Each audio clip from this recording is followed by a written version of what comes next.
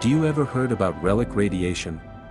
Cosmic microwave background radiation, CMBR, also known as RELIC radiation, is electromagnetic radiation remaining from an early stage of the universe. CMBR was accidentally discovered by Arno Penzias and Robert Wilson in 1965 and investigating noises picked by Bell Telephone Laboratory radio receivers.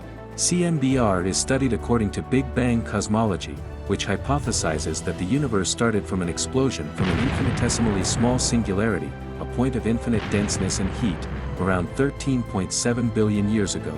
It is an important source of data on the study of the early universe because it is the oldest electromagnetic radiation of the universe. Since the Earth's atmosphere blocks much of the light in the microwave band, astronomers use satellite-based telescopes to observe cosmic microwaves.